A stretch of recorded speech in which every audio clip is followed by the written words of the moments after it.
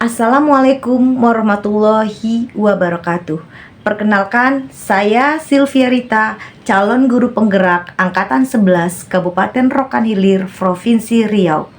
Berikut adalah aksi nyata saya pada modul 1.4 terkait budaya positif di SD Negeri 007 Serusa Mati. Selamat menyaksikan. Assalamualaikum warahmatullahi wabarakatuh.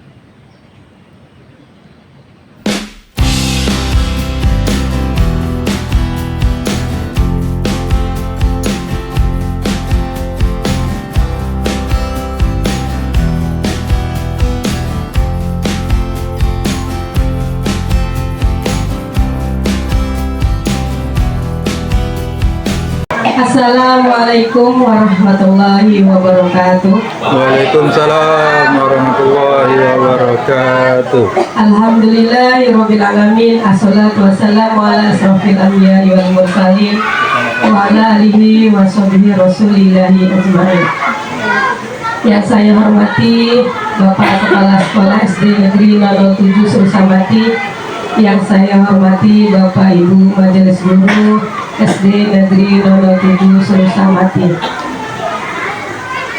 Pertama-tama marilah kita mengucapkan puji syukur kehadirat Allah Subhanahu wa taala yang mana telah memberikan kita kesehatan sehingga kita bisa berkumpul di ruangan kantor Majelis Guru dalam acara diseminasi budaya positif untuk calon guru penggerak angkatan ke-10. Sholawat beserta angkatan 11. Sholawat beserta salam marilah kita hadiahkan buat junjungan Nabi Muhammad SAW dengan mengucapkan Allahumma sholli ala Sayyidina Muhammad wa ala ali Sayyidina Muhammad. Baiklah Bapak Ibu semuanya, untuk tidak memperpanjang waktu acara, kita mulai dengan pembacaan doa yang akan dibacakan oleh Bapak Ahmad Badri. Kepada Bapak Ahmad Badri kita silakan. Bismillahirrahmanirrahim. Assalamualaikum warahmatullahi wabarakatuh. Bismillahirrahmanirrahim. Alhamdulillahirabbil alamin wassalatu wassalamu ala asrofil anbiya'i wal mursalin wa ala alihi wa sahbihi rasulillahi ajma'in. Allahumma rabbana taqabbal minna du'aina innaka antas sami'ud du'a innaka antas sami'ul alim wa tub 'alaina ya maulana innaka antat tawwabur rahim. Allahumma rabbana taqabbal minna salatana tammah wa ighfir lana dzunubana amma wa la tu'azzibna yawmal qiyamah innaka 'ala kulli syai'in qadir. Allahumma aftah 'alaina bil hikmah wansur 'alaina bi rahmatika ya dzal jalali wal ikram. Allahumma inna nas'aluka ridhaka wal jannah wa na'udzu bika min sakhatika wan nar. Allahumma barik lana fi umurina, Allahumma barik lana fi a'malina, Allahumma barik lana fi rizqina bi rahmatika ya arhamar rahimin. Allahumma ighfir lana dzunubana wa liwalidayna warhamna warhamhuma kama rabbayana shaghira. Rabbana innana amanna faghfir lana dzunubana wa tawaffana ma'al abrar. Rabbana atina fid dunya hasanah wa fil akhirati hasanah wa qina adzabannar. Wassallallahu ala sayyidina Muhammadin wa ala alihi wa sahbihi ajma'in. Subhana rabbika rabbil izzati amma yasifun. Salamun alal mursalin walhamdulillahi rabbil alamin. Wassalamualaikum warahmatullahi wabarakatuh. Waalaikumsalam.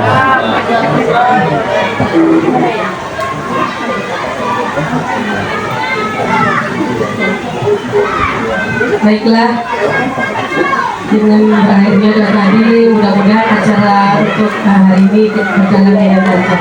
Amin ya rabbal alamin. Acara selanjutnya menyanyikan lagu Mas Penggerak.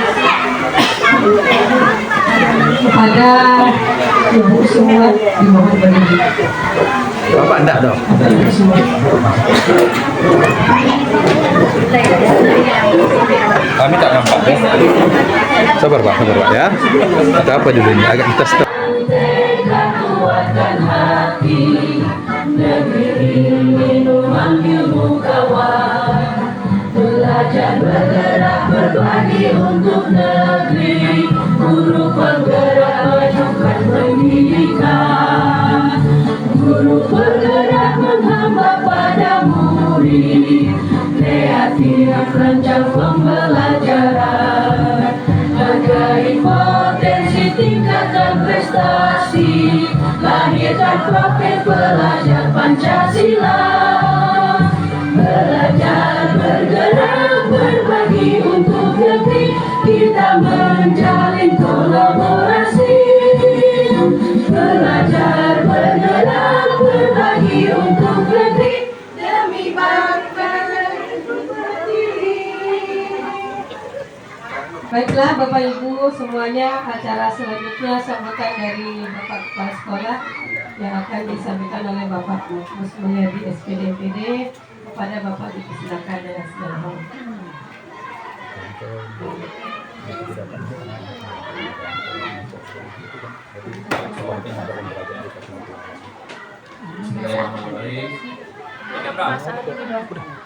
Assalamualaikum warahmatullahi wabarakatuh. Waalaikumsalam warahmatullah. Suami berangkat. Kemana? Yang kami hormati DR. DR. pendidikan dan pendidikan yang kami hormati. Puji syukur kepada Allah Subhanahu wa taala atas karunia kita masih diberi kesehatan dan kesempatan untuk hadir pada kegiatan pada pagi hari ini oleh CGP Angkatan 11 Ibu Sylvia Rita dan Pak Sofian. Kemudian kita juga mengucapkan salawat kepada baginda Rasulullah Muhammad SAW yang mengucapkan Allahumma shalli ala sayyidina Muhammad wa ala ali sayyidina Muhammad. Pada kesempatan pagi ini kita sama-sama ketahui bahwa kegiatan yang disampaikan oleh CGP Pak Sunardi dan Bu Sylvia itu adalah mengenai budaya atau disiplin positif. Budaya dan disiplin positif ini merupakan juga rangkaian dari praktik baik yang dilaksanakan di sekolah. Kita juga sama-sama tahu bahwa guru kita dari segi ini sudah mengikuti sebanyak 3 angkatan guru penggerak yang masing-masing pertama itu angkatan ke-7 itu Pak Dr. Sepri Wahyudi 1 orang, angkatan ke-9 itu ada 3 orang, Ibu Ira Opita, Ibu Suratmi dan Ibu Nurhayati. Dan sekarang yang ketiga itu angkatan 11 Ibu Sylvia Rita dan juga Pak Sunardi. Nah, di sini tentunya mereka ini akan melaksanakan budaya dan disiplin positif di sekolah kita dan juga nanti pada sekolah-sekolah IMAS. Selain itu juga nanti akan ada refleksi ke depannya untuk setiap kegiatan yang dilaksanakan, dan kita sama-sama berharap dan mendoakan agar CGP ini nanti setelah selesai pendampingan akan menjadi GP, guru penggerak angkatan 11. Itu harapan kita semua. Jadi kedepannya kegiatan ini juga sebagai motivasi untuk kita semua ikut dalam kegiatan-kegiatan seperti ini. Akan kita ikut seleksi pada saat ada pelaksanaan pemilihan calon guru penggerak angkatan berikutnya. Ya, jadi semoga maju jaya kita semua, khususnya untuk sekolah kita dan juga umumnya untuk Indonesia. Demikian, akhir salam. Wassalamualaikum warahmatullahi wabarakatuh. Waalaikumsalam warahmatullahi wabarakatuh. Terima kasih kami ucapkan kepada Bapak Kepala Sekolah yang telah memberikan motivasi dan dukungannya buat kita semua. Baiklah, acara selanjutnya yaitu diseminasi budaya positif oleh Bapak Sunardi. Kepada Bapak Sunardi dipersilakan.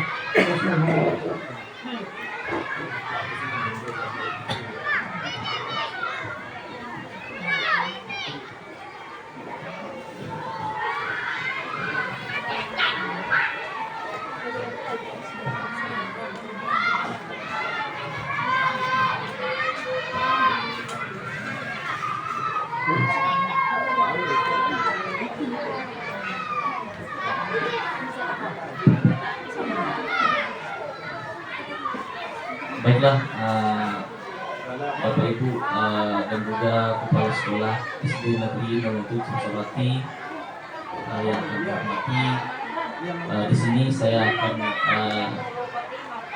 mulai membacakan praktik baik kami pada modul 1.4 budaya positif dengan mengucapkan Bismillahirrahmanirrahim. Assalamualaikum warahmatullahi wabarakatuh. Baiklah Bapak Ibu, sebelum saya menyampaikan aksi nyata ini, saya dan rekan saya Ibu Sylvia-Rita tentunya pada kesempatan ini mengucapkan terima kasih khususnya kepada Bapak Pimpinan yaitu Bapak Mus Mulyadi yang telah memberikan dukungan kepada kami, dan juga Bapak Ibu Majelis Guru yang selalu memberikan dukungan dan juga motivasi, dan tentu dalam hal ini sangat berarti dan bermakna bagi kami karena kami yakin dan percaya dengan dukungan dan motivasi dari Bapak Ibu, utamanya Bapak Kepala Sekolah, memberikan kekuatan kepada kami sehingga kami bisa melaksanakan pendidikan guru penggerak ini sampai dengan selesai.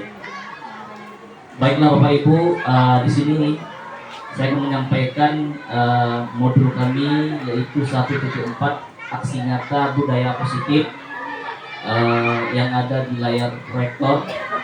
Silakan Bu Siti. Ya, ini profil dari rekan saya yang selalu membantu. Alhamdulillah saya dengan Ibu Sylvia selalu berkolaborasi sampai saat ini, dan insya Allah Bu Sylvia sampai selesai ya Bu ya. Tentu dengan Ibu Sylvia kita semua sudah kenal nama Ibu Sylvia-Rita, kemudian tempat tugas SD7, kemudian jabatan Ibu ini guru kelas 4B ya Bu, 4B. Lanjut Bu. Kemudian saya sendiri, tentu Bapak Ibu sudah kenal sama saya, Sunardi N. Kemudian saya mengajar di kelas 6B. Lanjut Bu. Baiklah, di sini saya akan menyampaikan apa yang menjadi latar belakang dari aksi nyata yang kami presentasikan. Di zaman sekarang ini, fenomena krisis karakter sangat mengkhawatirkan. Hal ini banyak anak-anak mengikuti budaya tren, yaitu budaya luar, tanpa mereka kaji apakah sesuai dengan budaya kita.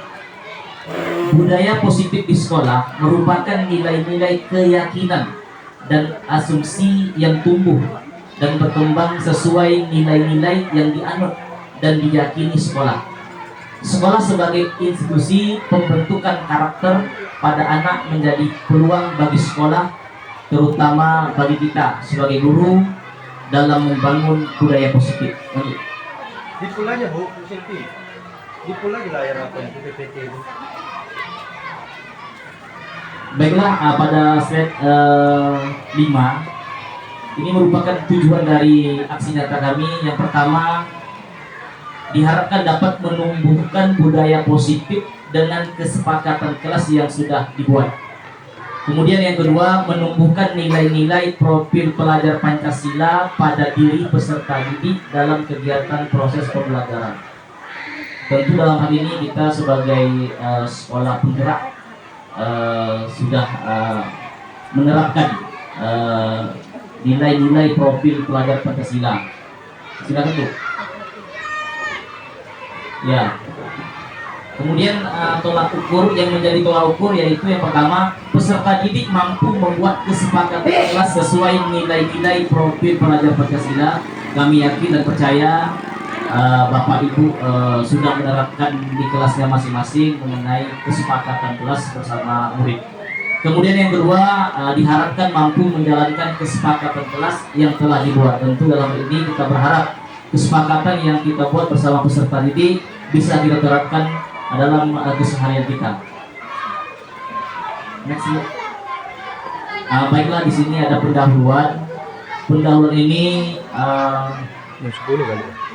tentu pada foto tersebut kita sudah mengenal, yaitu Bapak Pendidikan Indonesia, Bapak Ki Hajar Dewantara, menyampaikan dalam Hal ini Ki Hajar Dewantara menyatakan bahwa kita ambil contoh perbandingan dengan hidup tumbuhan seorang petani. Dalam hakikatnya sama kewajibannya dengan seorang pendidik kita sebagai guru, yang mana pada misalnya hanya dapat menanam tumbuhnya padi, ia dapat memperbaiki kondisi tanah. Kita hanya bisa memelihara tanaman, memberi pupuk dan air, membasmi ulat-ulat atau jamur yang mengganggu hidup tanaman dan lain sebagainya. Kemudian dari uraian di atas, sekolah diibaratkan sebagai tanah, tempat bercocok tanam, sehingga kita sebagai guru harus bisa menciptakan suatu lingkungan yang positif yang terdiri dari warga sekolah. Tentu kita pahami kalau warga sekolah termasuk kepala sekolah, majelis guru, peserta didik, kemudian juga termasuk yang lainnya seperti petugas kantin dan lainnya, yang saling mendukung, saling belajar dan bekerja sama, kolaborasi. Lingkungan sekolah yang positif dapat membuat warga sekolah merasa aman, nyaman berada di sekolah. Keadaan demikian mestinya dapat memunculkan nilai-nilai positif dari warga sekolah. Sebisa mungkin kita menciptakan bagaimana peserta didik itu merindukan kelas kita, merindukan sekolah, sehingga kehadiran peserta didik itu muncul dari dirinya sendiri atau disebut dengan motivasi intrinsik. Ya, silakan Bu Sinti. Baiklah Bapak Ibu, di sini ada gambar peraturan kelas. Ini kecilnya ya, yang paling utama ini peraturan kelas. Tentu kita sebagai guru sudah mengalami ini semua, membuat peraturan kelas, kesepakatan kelas bersama murid peserta didik. Kemudian setelah itu ada keyakinan kelas. Kemudian adanya keyakinan kelas ini diharapkan menciptakan lingkungan yang positif. Dan terakhirnya tentunya hal ini kita harapkan terciptanya budaya positif. Tentu budaya positif ini diharapkan bukan hanya di sekolah saja diterapkan, tetapi di lingkungan kita sebagai guru maupun peserta didik. Silakan Bu Sulfi.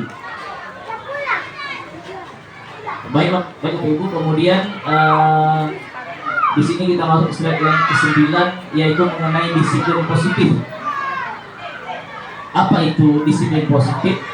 Disiplin positif adalah suatu pendekatan untuk menerapkan disiplin dari dalam diri anak tanpa ada hukuman dan hadiah. Jadi praktik baiknya itu muncul dari kesadaran anak, kesadaran peserta didik. Kita misalkan Bapak Ibu, contoh paling sederhana sampah, ya. Sampah, kita nampak sampah. Kemudian tiba-tiba peserta didik kita lewat, hanya melihat sampah tersebut tanpa ada rasa ingin untuk mengambil dan membuangnya ke tong sampah. Namun setelah adanya disiplin positif ini, kita mengharapkan anak tersebut tanpa disuruh, tanpa kita suruh, anak itu paham, oh ini sampah, ini tempatnya di tong sampah, bukan di sini. Itu yang kita harapkan sebagai seorang guru. Namun kita sadari proses disiplin ini bukan waktu yang sebentar, namun kita harus sama-sama meyakini dengan tekad dan semangat yang kuat, insya Allah budaya positif ini bisa kita bisa terjadi di sekolah yang kita cintai ini. Kemudian selanjutnya Bu Silvi, ini Bu, budaya positif tadi. Setelah sekolah kita menerapkan budaya positif, ya, maka dalam sekolah tersebut sudah ada restitusi, sudah ada disiplin positif dan nilai kebajikan, kemudian sudah ada di situ motivasi. dan juga kebutuhan dasar manusia dan dunia yang berkualitas. Apabila sekolah kita sudah menerapkan atau di sekolah kita sudah terjadi yang namanya budaya positif ini, maka kelima hal ini akan kita dapatkan.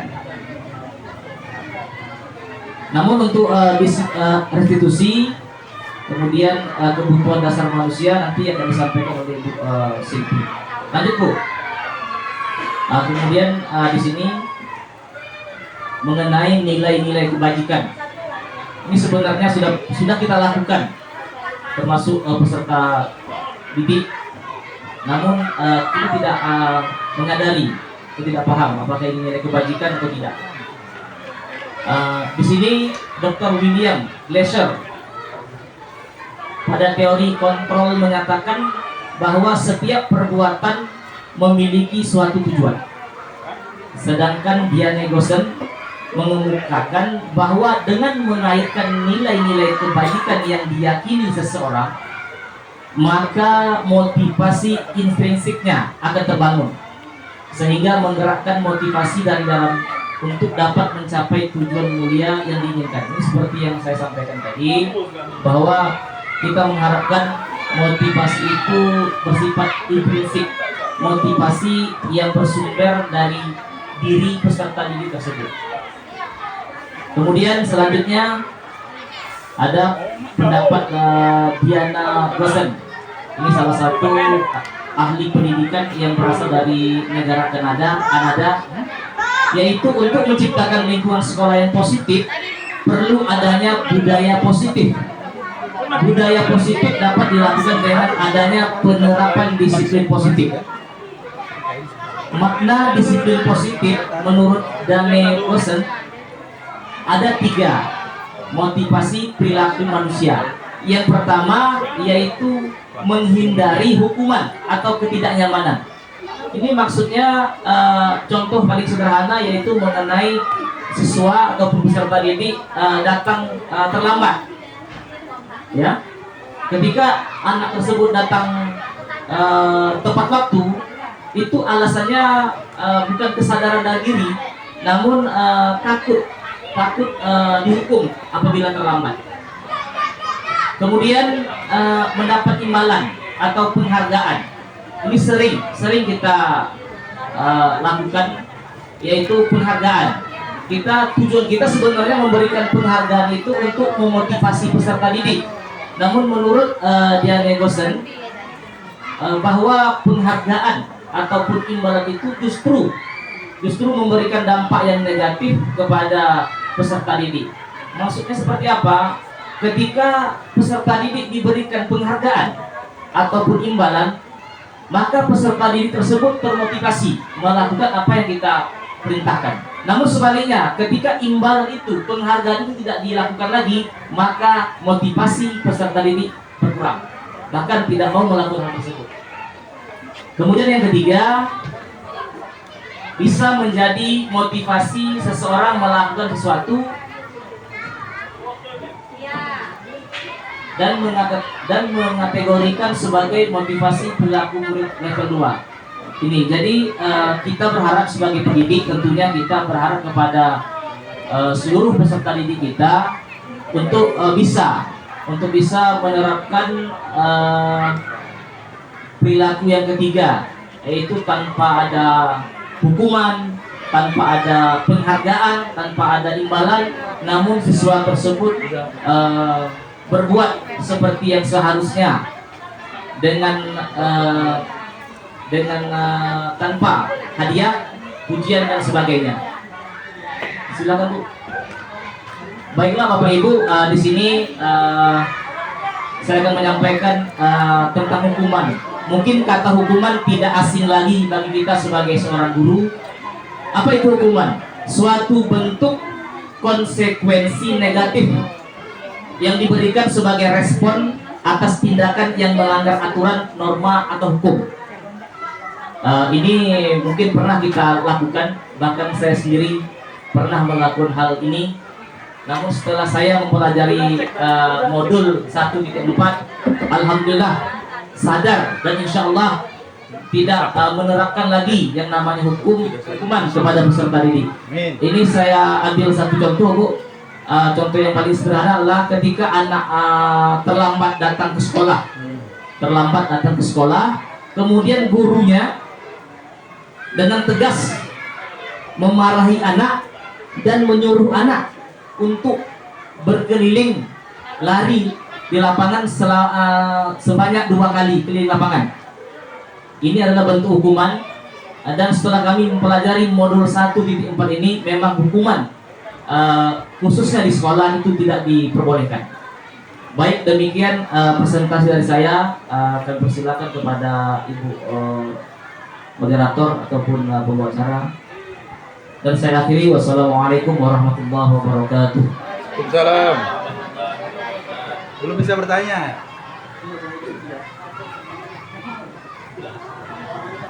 Jadi memang kita tidak boleh menghukum siswa dengan alasan yang tidak jelas, karena memang hukuman tadi bukan membuat murid itu menjadi sadar, tapi malah akan menjadi lebih memberontak dia kalau kita memberikan hukuman. Karena ada cara lain selain itu yang nanti bisa kita terapkan mungkin di kelas kita dengan membudayakan budaya positif ini. Ada Yang selanjutnya yaitu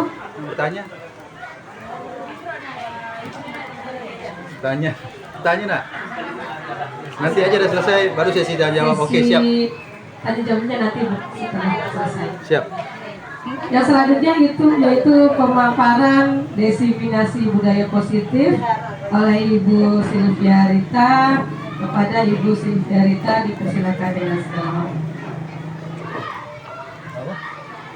Bismillahirrahmanirrahim. Terima kasih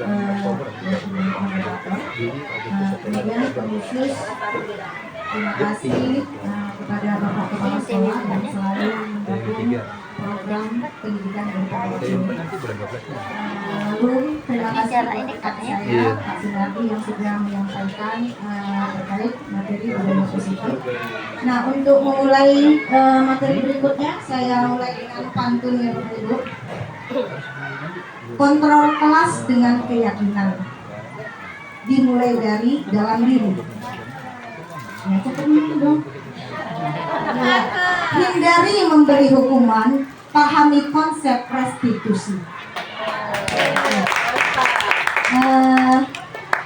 Sebelum lanjut, biar semangat saya kasih sebentar ice breaking ya, ibu-ibu, bapak-bapak. Pahami, perhatikan kata yang saya ucapkan. Ini kambing, yang ini kerbau. Kalau ini kucing.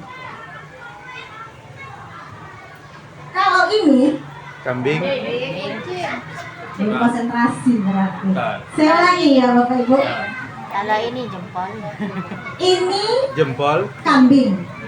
Perhatikan kata-kata. Cluenya perhatikan kata-kata yang saya keluarkan. Ini kambing. Yang ini kerbau. Kalau ini kucing. Ya, udah ya Bapak Ibu ya. Ya. Oke. Oke, sip. Kalau ini Telunjuk. Kucing. Telunjuk. Kalau ini Telunjuk. Kalau ini kucing. iya, tepuk tangan tubuh Mary. Kalau ini sudah bagus ya. Jadi pertanyaan saya, ini kambing. Perhatikan kata-katanya. Yang ini kerbau. Kalau ini kucing. Jadi kata kuncinya adalah ini, yang ini, dan kalau ini. Bukan jari saya. Makanya tadi cluenya perhatikan yang saya ucapkan, bukan jari saya. Oke, terima kasih Bapak Ibu ya. Ya. Oh, applause. You're excellent for. Baik, sebelum memulai saya mau kasih pertanyaan pemantik. Apakah Bapak Ibu setuju ya? Apabila ada murid yang melanggar peraturan sekolah, kita beri hukuman. Yang menyatakan setuju, silakan raise hand. Angkat tangan. Yang menyatakan tidak setuju, silakan angkat tangan. Setuju.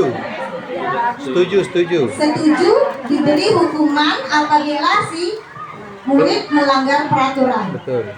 Oke, berarti ada yang setuju. Sisanya Tidak setuju. Tidak setuju. Baik. Kita simpan aja dulu jawabannya. Kita lanjut ke materi. Nah, restitusi mungkin tidak asing lagi bagi kita karena ini bukan materi yang pertama untuk sekolah kita ya. Karena sebelumnya sudah didesiminasi oleh guru-guru penggerak yang sebelumnya. Restitusi adalah sebuah cara untuk menanamkan disiplin positif pada murid. Intinya restitusi bukan untuk menebus kesalahan, namun untuk belajar dari kesalahan. Proses ini menciptakan kondisi bagi murid untuk memperbaiki kesalahan mereka, sehingga mereka bisa kembali pada kelompok mereka dengan karakter yang lebih kuat. Nah, bagaimana segitiga restitusi ini? Ada langkah-langkah segitiga restitusi. Yang pertama sekali adalah kita menstabilkan identitas.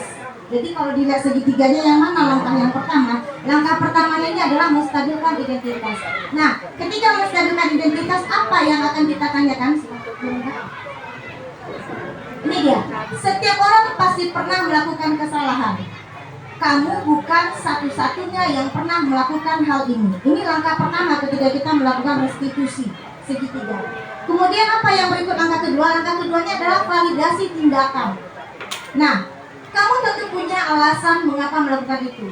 Kemudian kalimat apa lagi ketika validasi? Adakah cara yang lebih efektif untuk mendapatkan apa yang kamu butuhkan? Langkah yang ketiga ketika kita melakukan segitiga restitusi ini mengingatkan keyakinan, yaitu keyakinan apa? Keyakinan kelas, apa yang telah kita sepakati.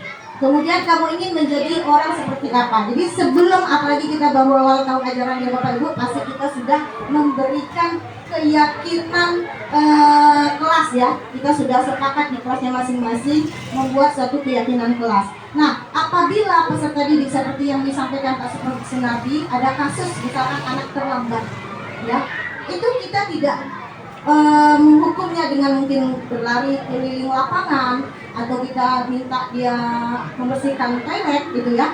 Tapi kita selesaikanlah masalah itu dengan menggunakan segitiga restitusi ini. Yang pertama apa? Kita menstabilkan identitas. Mungkin kita mengatakan begini, dia salah ya, dan kita juga menganggap bahwa semua manusia itu pernah melakukan kesalahan. Nah, ketika kita mengatakan hal tersebut, berarti kita sudah melakukan langkah restitusi segitiga, yakni menstabilkan identitas. Kemudian langkah yang keduanya, kita tanya kenapa dia terlambat.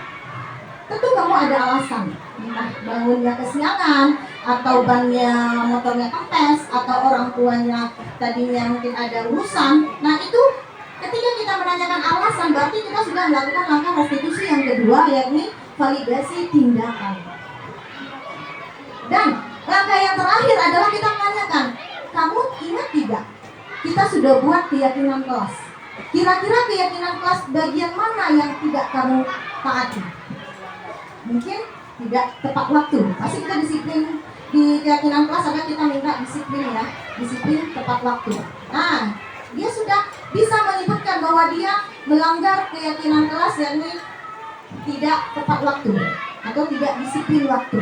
Nah, ketika itu dia menjawabnya, ketika kita menanyakan keyakinan, berarti kita sudah melakukan langkah restitusi yang ketiga, yakni menanyakan keyakinan.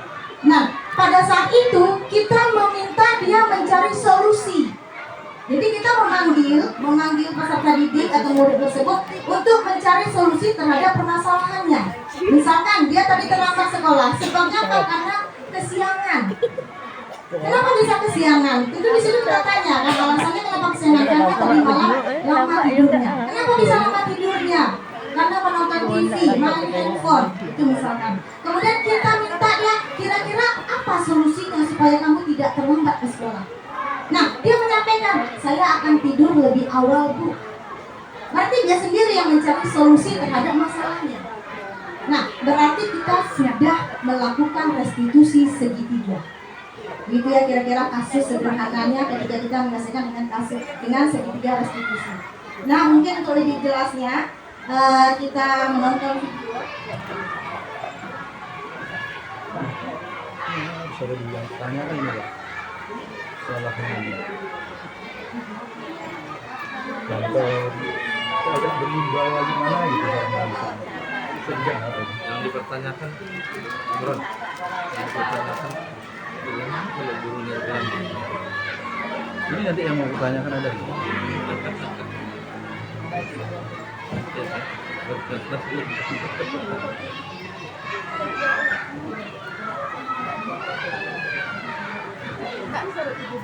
Kalau speakernya belum nyambung, bisa ya Bapak Ibu, di sini ada teksnya juga ya.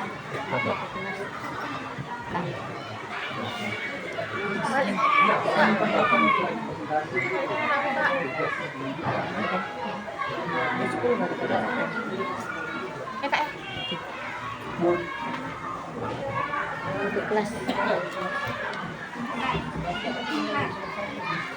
Mungkin saya bisa lagi baca ya Bapak Ibu ya.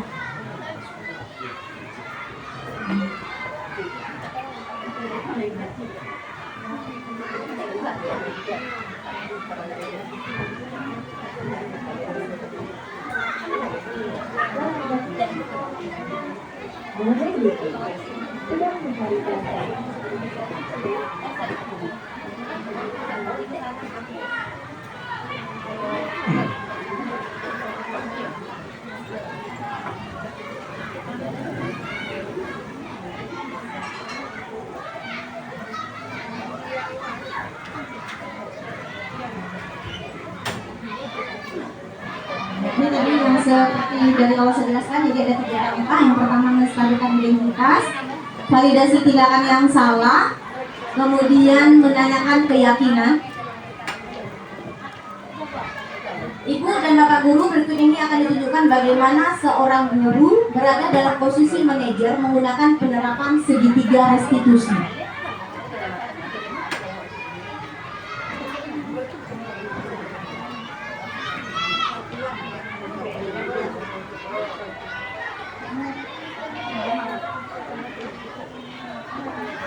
Siang Sarah, siang Pak. Sudah lama tidak ketemu Sarah. Kenapa hari ini Sarah di sini?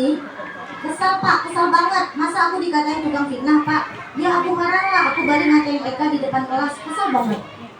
Oh begitu, yang pasti kamu marah dan kesal.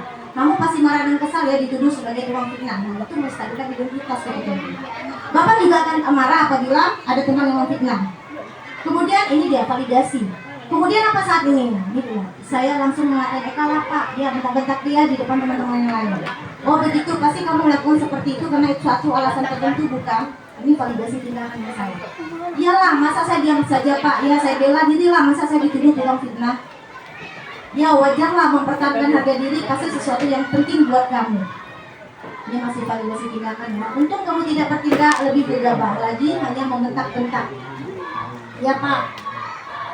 Untuk saya masih bersabar dan hanya membentak saja, sudah gemes padahal. Saya pasti bela diri lah, ya pasti ya, tapi kamu tetap memilih bertahan dan bersabar. Kamu memilih untuk tidak berbuat lebih parah lagi, bukan? Ya. Nah, sekarang kita coba lihat lagi tindakan kamu yang membentak-bentak Eka di kelas. Tindakan kamu itu kira-kira sesuai dengan keyakinan kelas atau prinsip kamu tidak? Enggak lah Pak, capek Pak jadi pemarah. Jadi kira-kira keyakinan atau prinsip mana yang kurang sesuai dengan keinginan kamu? Ya, saya sebenarnya sangat menghargai orang lain. Mungkin pada saat itu saya menjadi emosi, jadi tidak menunjukkan sikap itu. Mungkin kamu meyakini tidak menghargai orang lain itu penting buat kamu. Yakinlah Pak. Iya setuju, kita perlu saling menghargai. Namun ada juga keyakinan yang kita sepakati yang perlu kita jalankan apabila kita sedang marah, bukan? Ya, saya bisa lebih proaktif mulai dengan diri sendiri. Saya bisa jadi lebih bersabar, mengambil waktu jeda untuk kalau berpikir mau apa selanjutnya. Kamu bersedia memperbaiki masalah ini? Bersedia Pak? Kalau kamu memperbaiki masalah ini, kamu menjadi orang seperti apa? Saya akan menjadi orang yang bertanggung jawab kali ya Pak, dan senantiasa proaktif. Ya, menurut kamu bagaimana rasanya menjadi orang seperti itu? Ya nyaman lah, bangga, bisa bersabar dan menahan diri. Baiklah, kalau begitu yuk kita pikirkan bagaimana memperbaiki masalah ini.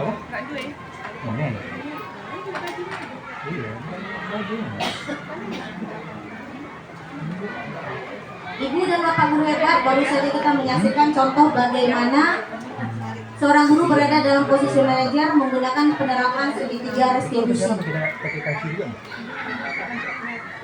Mari kita bahas satu persatu.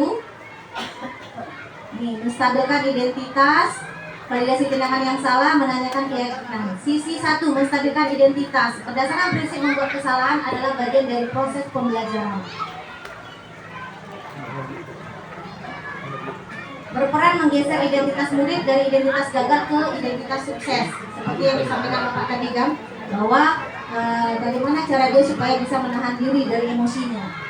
Jangan mengkritik murid yang sedang mengalami identitas gagal. Nah, kita selalu kan ketika anak melakukan kesalahan, kita langsung menjadi penghukumnya.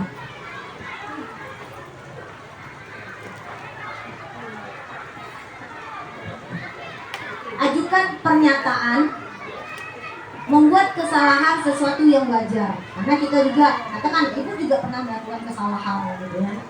Manusia tidak ada yang sempurna. Kita bisa memperbaiki masalah ini. Sehingga saya tidak menanyakan kesalahannya, tetapi fokus memperbaiki masalahnya. Jadi anak tidak merasa dia terhukum, tidak merasa bersalah sesalah-salahnya, gitu ya. Apakah saat ini kamu tengah menjadi orang yang baik untuk dirimu sendiri? Nah, anak akan diajukan pertanyaan seperti itu dan dia akan menjawabnya sehingga dia mencarikan solusi untuk masalah dia sendiri. Kemudian sisi yang kedua, validasi tindakan yang salah. Berdasarkan prinsip setiap perilaku berupaya memenuhi suatu kebutuhan tertentu. Guru akan bergeser dari pemikiran stimulus respon menjadi proaktif. Jadi memenuhi suatu kebutuhan. Jadi kenapa si peserta didik ini kita harus ada 5 kebutuhan dasar manusia. Nanti akan kita bahas itu ya. Mengenali dan mengakui kebutuhan murid ini dapat memperbaiki hubungan dengan murid. Ya, jadi ketika kita menegur si anak ketika melakukan kesalahan, bukan menjadi masalah anak jadi marah sama kita, justru akan memperbaiki hubungan kita dengan peserta didik apabila kita menggunakan segitiga institusi ini. Pernyataan atau pertanyaan disampaikan dengan nada suara tidak menghakimi atau memojok. Tuh, kamu terlambat, makanya bangunnya cepat. Itu kan memojokkan ya, Bapak Ibu ya. Ajukan pertanyaan, kamu bisa saja bertindak lebih gegabah lagi dari itu. Dari ini, kamu bukan melakukan tanpa suatu alasan tertentu. Kamu melakukannya karena mempertahankan sesuatu yang penting bagimu. Mungkin kamu bisa mempelajari suatu perilaku baru yang lebih efektif. Bersedekah kamu mempelajarinya. Nah ini kira-kira pertanyaan-pertanyaan ketika kita melakukan validasi tindakan yang salah. Nah untuk sisi ketiga, menanyakan keyakinan. Teori kontrol menyatakan bahwa pada dasarnya kita termotivasi secara intrinsik. Seperti yang disampaikan oleh Pak Sundardi tadi. Ada motivasi ekstrinsik, ada motivasi intrinsik ya. Saat perilaku telah divalidasi dan identitas sukses telah stabil, maka murid telah siap mengaitkan keyakinan dengan tindakannya yang salah. Jadi bagaimana kita membangun anak melakukan perubahan dengan motivasi intrinsik. Apabila kita membangun anak dengan memberi hukuman, anak itu akan melakukan kesalahan yang sama untuk masa yang akan datang. Kenapa? Karena dia hanya menghindari hukuman. Itu kalau motivasi ekstrinsik. Nah, sekarang tugas kita adalah bagaimana membangun motivasi intrinsiknya. Kemudian ajukan pertanyaan, sebagai keluarga atau kelas apa yang kita yakini? Nilai-nilai apa yang telah kita sepakati? Seperti apa gambaran sebuah kelas yang ideal bagi kamu? Ini kamu ingin menjadi orang seperti apa? Ini dia keyakinan. Makanya kita perlu membuat suatu keyakinan kelas ya, pada awal pembelajaran atau pada awal tahun ajaran. Bisa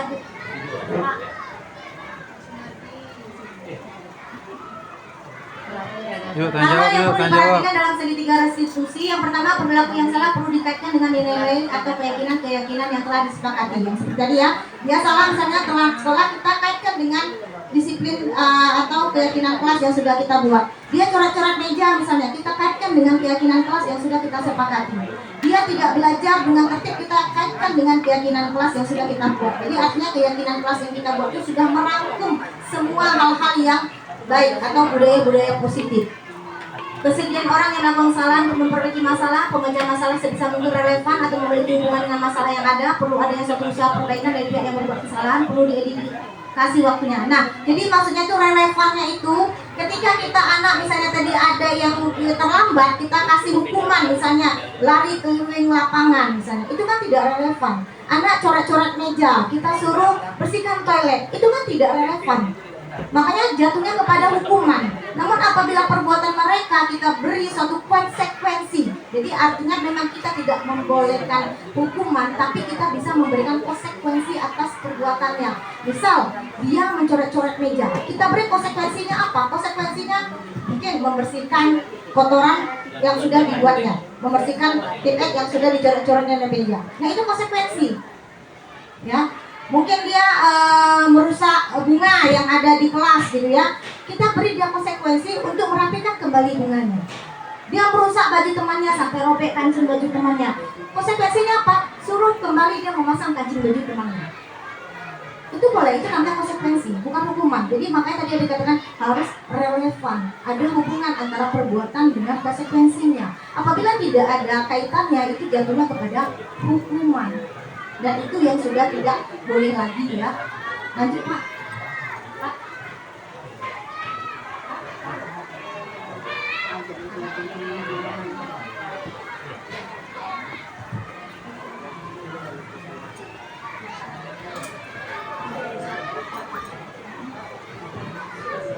Ini dia 5 posisi kontrol guru.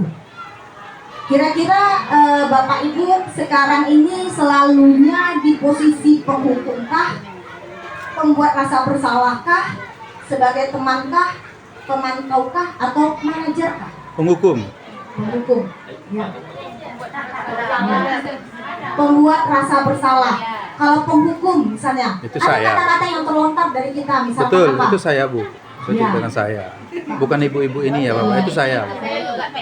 Iya. Ada beberapa kata-kata yang mungkin muncul dari ketika kita mengatakan misalnya, kalau besok terlambat lagi, awas ya, itu kita sebagai penghukum. Apabila ada lagi kita mengatakan misalnya, kamu telah mengecewakan ibu, ibu sedih sekali loh kamu terlambat. Itu kita, posisi kita sebagai pembuat rasa bersalah. Ketika kita melakukan, please, tolong lakukan ini demi ibu. Itu kita sebagai teman, ya. Kemudian sebagai pemantau, lakukan. Kamu temukan peraturan yang salah kan? Coba kamu lakukan untuk bapak. Kamu tahu kan peraturan yang salah itu bagaimana? Tahu nggak kamu peraturan yang bagaimana yang salah itu? Nah itu sebagai pemantau. Nah, sebagai manajer, apa yang akan muncul pada kita ketika kita menjadi manajer? Yaitu apa yang kita yakini bersama. Seperti tadi kan, apa yang kita yakini? Keyakinan kelas apa yang sudah kita yakini? Misalnya apa tadi? Disiplin, tepat waktu. Nah, ketika kita melakukan pertanyaan seperti itu, berarti posisi kita sudah sebagai manajer. Nah, jadi kalau ditanya posisi yang terbaik kita sebagai guru itu yang mana? Sebagai manajer.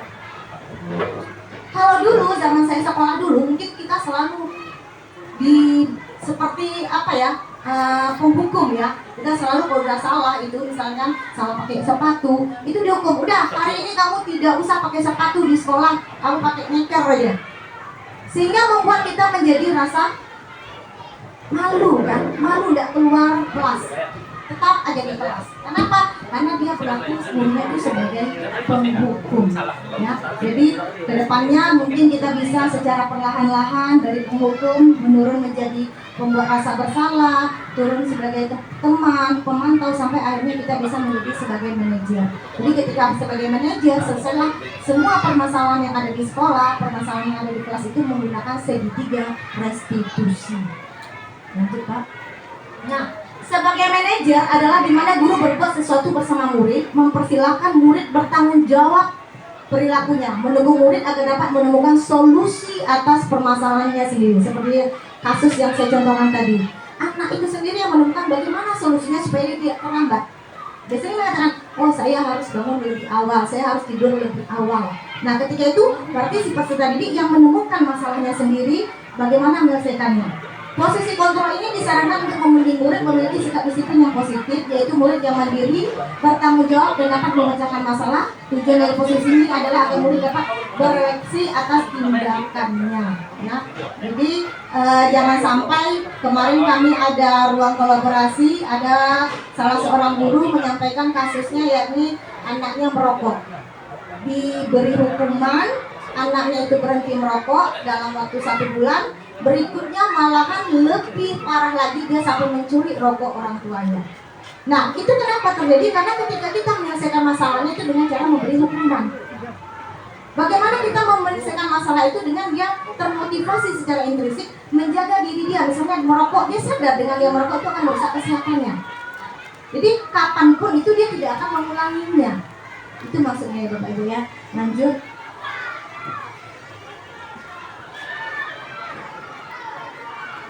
Nah, ini dia hukuman versus konsekuensi versus restitusi.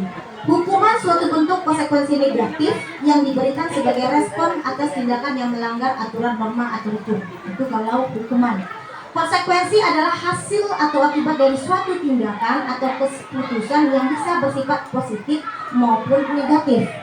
Restitusi yaitu suatu proses menciptakan kondisi bagi murid untuk memperbaiki kesalahan mereka sehingga mereka bisa kembali pada kelompok mereka dengan karakter yang lebih kuat. Jadi ketika ditanya posisi mana yang paling baik, yaitu tentu pada posisi restitusi. Jadi ketika anak melakukan kesalahan tadi, misalnya dia terlambat, dia kembali lagi dengan kelasnya itu dengan penuh rasa percaya diri dan dia tidak akan mengulanginya lagi. Jangan sampai nanti dia begitu kembali, dia diejek sama teman-teman kelasnya, tuh kan terlambat kan, tidak marah guru kan. Kenapa? Karena kalau kita memberi dia suatu hukuman, ya. Lanjut Pak. Ini keyakinan kelas yang harus kita buat baik di awal pelajaran ataupun di awal tahun ajaran. Apa gunanya? Keyakinan kelas merupakan salah satu disiplin positif yang dapat untuk diterapkan dalam membangun budaya positif di lingkungan sekolah. Dengan adanya sebuah keyakinan kelas dalam setiap kelas diharapkan mampu mewujudkan tujuan dari pendidikan yang lebih berorientasi kepada profil pelajar Pancasila. Bapak Ibu ingat ya, profil pelajar Pancasila itu ada 6 dimensi ya. Apa saja itu Bapak Ibu?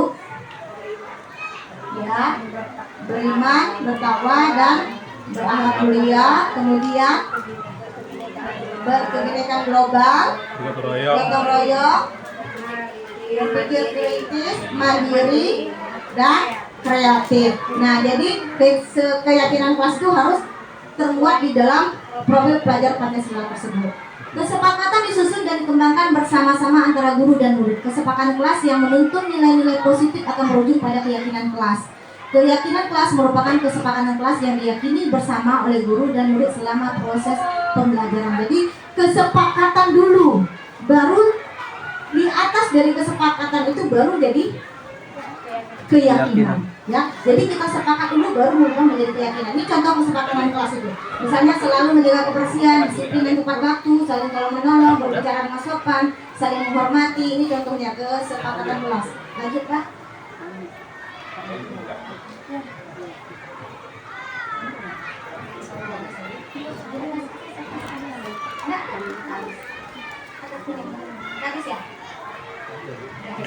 Ya, berarti sampai di sini kesepakatan itu yakni sesuatu yang kita sepakati bersama. Setelah sepakat, lanjut berikutnya adalah satu keyakinan.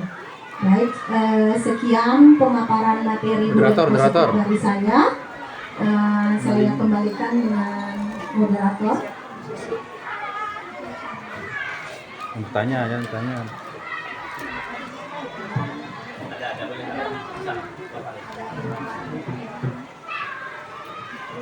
Terima kasih kepada Ibu Sylvia Rita yang telah menjelaskan tadi tentang budaya positif restitusi, segitiga restitusi. Acara selanjutnya yaitu sesi tanya jawab. Silakan Bapak Ibu yang ingin bertanya boleh bersedia. Silakan, Pak. Video kembali ke sini aja lah enggak? Silakan ke depan Pak. Sini aja lah enggak? Atau putar.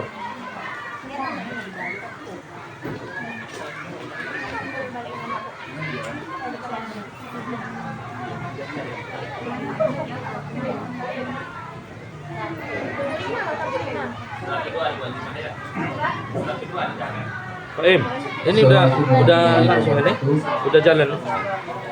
Terima kasih moderator atas kesempatan yang diberikan memimpin beberapa sekolah. Setelah menyaksikan materi yang disampaikan oleh calon guru penggerak Sylvia dan Pak Sumati, saya sedikit ada perbedaan pandangan, ya, seperti hukuman, ya. Kita dianjurkan tidak boleh melakukan hukuman terhadap siswa, ya. Bina kita hanya memberi mereka itu untuk tadi yang dijalankan segitiga restitusi itu tadi ya. Yang khawatirnya begini Bu, kita oke buat kesepakatan kelas ini, tetapi kesepakatan kelas yang kita buat itu harus ada efek jerahnya terhadap anak. Ya, kalau hanya sekedar itu masukan arahan segala macam agar dia bisa mencari solusi yang telah dia dari masalah yang dia buat, khawatirnya nanti ke depannya. Kalau dia terlambat, paling itu besok bertanya aja. Tetapi kalau kita beri hukuman, ada efek jerahnya, setidaknya dia tidak melakukan kesalahan sama lagi, karena ada efek jerah dari hukuman atau konsekuensi yang sudah kita berikan. Itu. Sekarang kan kita ini kan ya jangankan jangankan di sekolah, di dunia pendidikan, di negara aja itu efek dari hukuman itu tidak ada efek jerahnya. Makanya orang gampang membuat kesalahan. Itu khawatirnya. Ya, jadi makanya agak berbeda sedikit pandangan dengan dari apa yang disampaikan itu. Ya, jadi efek jerah itu Bu yang penting. Ya, efek jerah itu Bapak Ibu yang terpenting. Jadi seperti tadi, kalau anak itu tidak dikasih hukuman, dikasih tahu kenapa kamu begini, kalau nanti dia masuk kelas nyaman, ya dia gampang aja nanti membuat kesalahan berikutnya. Tetapi kalau kita kasih hukuman ini, entah itu motif sampah atau berlari satu keliling lapangan, toh dia nanti ada itu dari teman-temannya, nanti dia pasti merasa malu. Ya kan, kedepannya dia tidak akan melakukan seperti itu lagi. Ya, tetapi kalau hanya dikasih pandangan begini itu segala macam, khawatirnya anak itu akan melakukan kesalahan lagi. Ya, terima kasih. Jadi dengan adanya konsekuensi atau kesepakatan kelas, buatlah kesepakatan kelas itu yang ada efek jerahnya terhadap anak tersebut agar dia tidak akan melakukan kesalahan di kemudian hari. Terima kasih. Jadi pertanyaan dari saya. Assalamualaikum warahmatullahi wabarakatuh.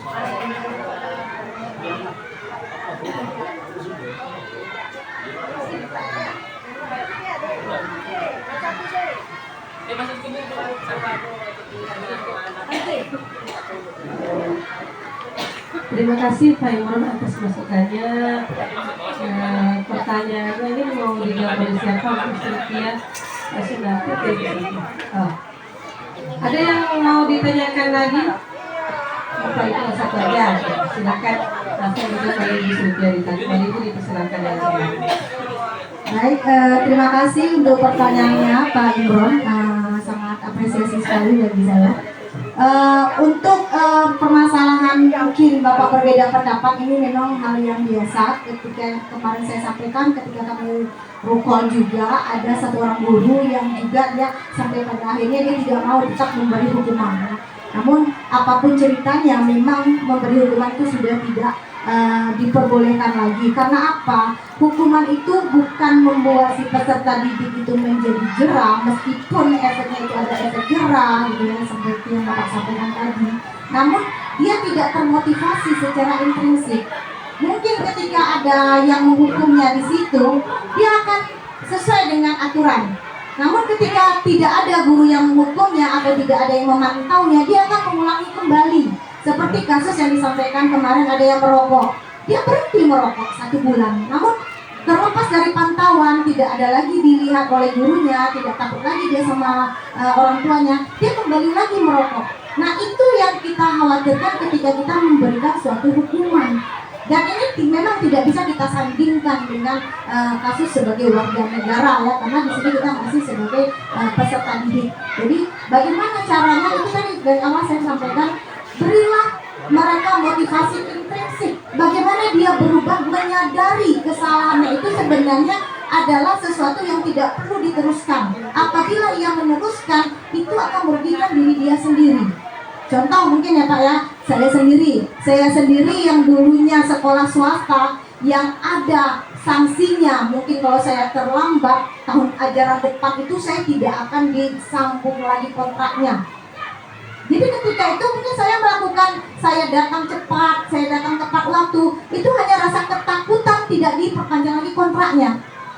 Namun ketika saya di sini tidak ada kontraknya, saya juga datang tepat waktu. Kenapa? Karena saya termotivasi secara intrinsik. Saya menyadari, saya menghargai diri saya untuk bertanggung jawab. Nah, jadi bagaimana kita memotivasi si anak untuk bisa motivasi intrinsik dengan mengingatkan dengan nilai-nilai kewajiban. Misalnya nilai-nilai kebajikan itu apa? Tanggung jawabnya, disiplinnya, moralnya, keterus-terangannya, kejujurannya. Nah, itu yang harus kita bangkitkan kepada peserta didik murid kita apabila melakukan kesalahan. Kalau hukuman itu tidak akan ada ujungnya. Ya, jadi artinya apa? Dia akan merasa menghargai diri dia sendiri. Dia misalnya tidak terlambat, apa yang akan dia dapatkan ketika dia tidak terlambat? Dia akan bisa mengikuti pembelajaran penuh. Dia akan menghargai diri dia bahwa dia adalah orang yang perlu bertanggung jawab, menghargai waktu. Nah, itu jauh lebih baik daripada kita memberikan dia hukuman. Nanti dia pindah sekolah lagi, dia akan melakukan hal yang sama. Kenapa? Dia hanya menghindari hukuman. Sama dengan penghargaan. Jadi kalau ditanya kita memberikan anak siapa yang datang cepat, kita kasih foto penghargaan. Nah, dia datang cepat itu hanya mengejar suatu penghargaan, apresiasi. Bukan terdorong dari diri dia ingin berbuat lebih baik, misalnya menghargai waktu. Ya, jadi itu yang harus kita kembangkan kepada anak, kita terapkan kepada anak, implementasikan kepada anak, yaitu motivasi intrinsiknya. Sekian dari saya, mungkin ada tambahan dari Bapak Sunardi, silakan.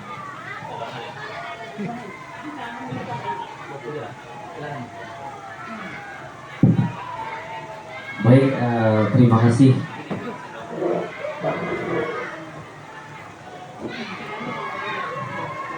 Baik, terima kasih kepada Ibu Sultiarita. Kemudian saya ucapkan juga terima kasih kepada Pak Imron. Beliau berargumen sekaligus ingin bertukar pikiran.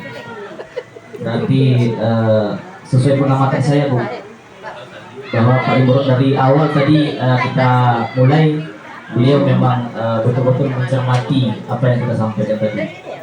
Baik, ini mungkin tambahan sedikit dari Ibu Silvi mengenai hukuman. Betul apa yang disampaikan Pak Imron. Perbedaan pendapat mengenai hukuman, ya Bu ya, dengan yang apa yang disampaikan Ibu Silvi tadi. Saya cerita sedikit, Pak Imron. Sebelum saya ikut di pendidikan CGP ini, Pak, mungkin 1 tahun belakangan ini, saya juga sama dengan Pak Imron. Contoh kecilnya, anak terlambat datang sekolah, saya suruh kutip sampah ataupun saya suruh berdiri dengan beberapa waktu. Namun setelah saya mengikuti CGP ini, pendidikan ini khususnya pada modul 1.4 mengenai budaya positif, memang yang namanya hukuman itu, Pak, tidak diperbolehkan lagi. Alasan sederhananya adalah, saya ambil contoh satu, seperti yang terjadi di sekolah kita.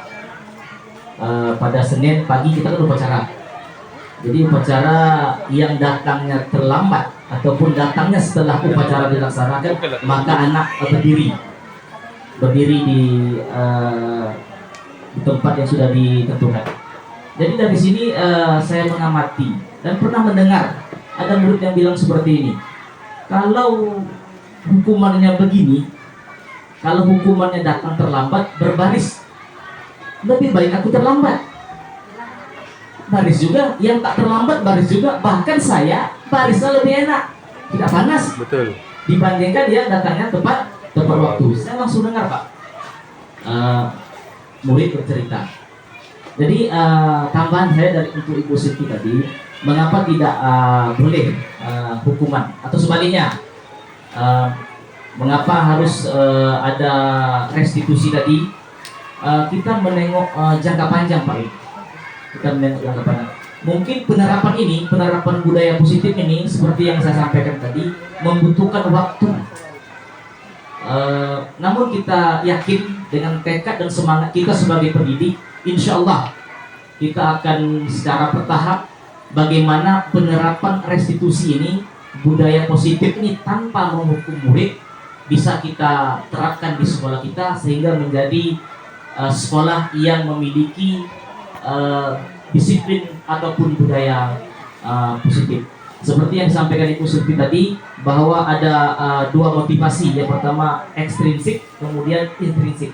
Kita berharapnya sebagai seorang guru motivasi anak itu bersifat intrinsik, artinya motivasi itu timbul dari dalam dirinya, bukan karena dari pengaruh luar seperti yang saya sampaikan tadi, termotivasi karena mendapatkan hadiah atau mau mengerjakan sesuatu karena ada hukuman.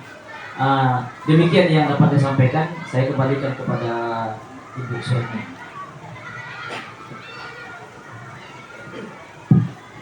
Terima kasih kepada Pak Sunardi. Kalau boleh saya tambahkan, boleh?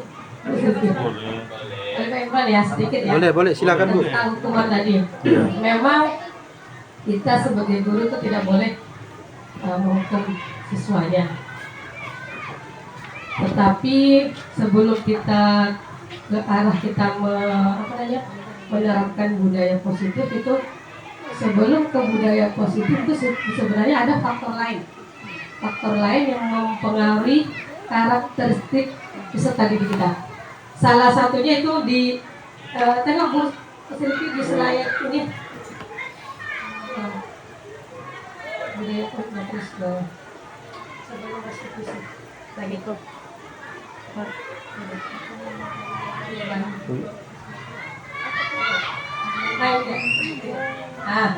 Sebelum kita mengarahkan ke budaya positif ini, faktor lain ini yang akan mempengaruhi budaya positif.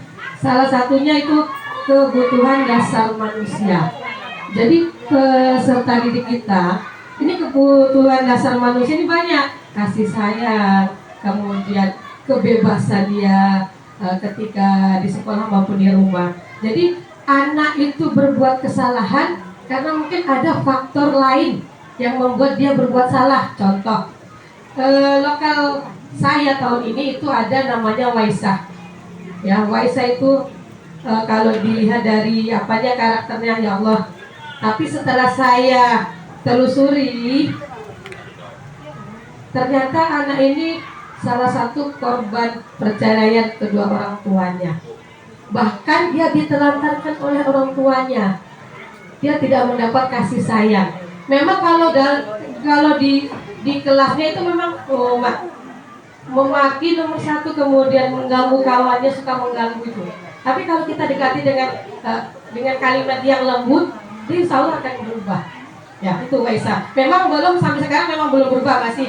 Tapi kita sebagai guru itu akan berusaha agar anak itu bagaimana bisa berkarakter baik paling tidak. Kemudian kemarin di 6C ada itu si anak kita Robi, ya. Robi itu maaf cakapnya ya Allah, dia kan tinggalnya di lingkungan Sungai Brombang. Kalau lingkungan Sungai Brombang memang seperti itu.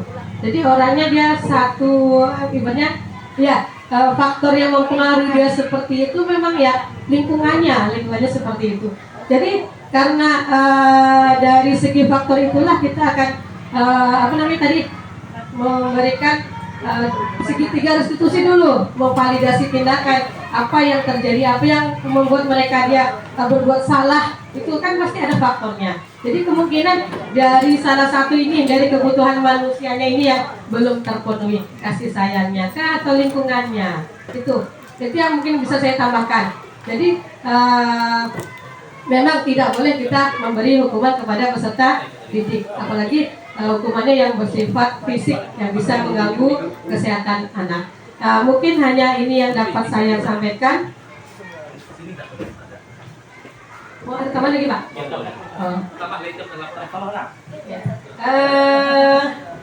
Mudah-mudahan apa yang telah kita dengarkan tadi dari awal sampai akhir bisa menambah pengetahuan kita sebagai guru dan Amin. budaya positif di sekolah kita itu akan terbentuk. Memang belum sepenuhnya, tapi insya Allah kalau kita sering kita mendorong siswa, ayo keyakinan kelas kita terapkan, itu insya Allah siswa akan terbiasa melakukan budaya positif. Kemudian untuk CGP Bu Silviarita dan Pak Sunardi, saya pribadi mengucapkan selamat, bersemangat terus, ya, pantang menyerah, kemudian tetap berbagi praktik baik kepada kami. Mudah-mudahan diberi kelancaran sampai akhir nanti di Loka Karya 7 panen hasil belajar. Mungkin hanya ini yang dapat saya sampaikan. Saya selaku moderator mohon maaf apabila ada kesalahan dan kesilapan saya, dan saya akhiri. Wabillahi taufiq wal hidayah. Wassalamualaikum warahmatullahi wabarakatuh. Waalaikumsalam warahmatullahi